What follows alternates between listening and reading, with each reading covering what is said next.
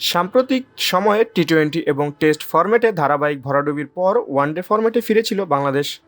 তবে নিজেদের পছন্দের এই ফরম্যাটেও যেন ভাগ্য বদলাতে পারল না টাইগাররা।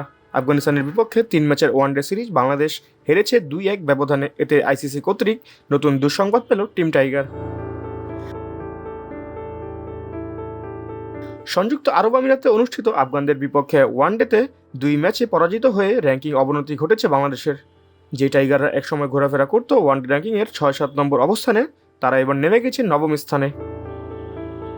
সোমবার রাতে আইসিসির হালনাগাদকৃত পরিসংখ্যানে জানা যায় এমন তথ্য।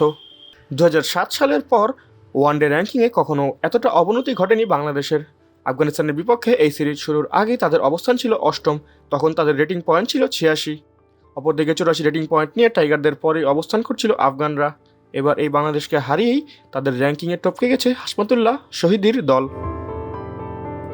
বর্তমানে দুই দলের রেটিং পয়েন্ট সমান, তবে ভগ্নাংশের দিক থেকে এগিয়ে থাকায় বাংলাদেশকে পিছনে ফেলেছে আফগানিস্তান। প্রায় দীর্ঘ 17 বছর পর ওয়ানডে র্যাঙ্কিংয়ের এতটা নিচে নেমেছে টাইগাররা।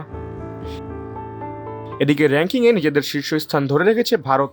এরপর দ্বিতীয় এবং তৃতীয় অবস্থানে রয়েছে যথাক্রমে অস্ট্রেলিয়া ও পাকিস্তান। এরপর চতুর্থ অবস্থান থেকে 7ম অবস্থান পর্যন্ত ধারাবাহিকভাবে রয়েছে দক্ষিণ আফ্রিকা, নিউজিল্যান্ড, শ্রীলঙ্কা ও ইংল্যান্ড। মজার বিষয়, গেল ওয়ানডে বিশ্বকাপে যে শ্রীলঙ্কাকে হারিয়ে আসন্ন আইসিসি চ্যাম্পিয়ন্স ট্রফি থেকে ছিটকে দিয়েছিল বাংলাদেশ, সেই শ্রীলঙ্কাও এখন বাংলাদেশের থেকে 3 ধাপ ওপরে।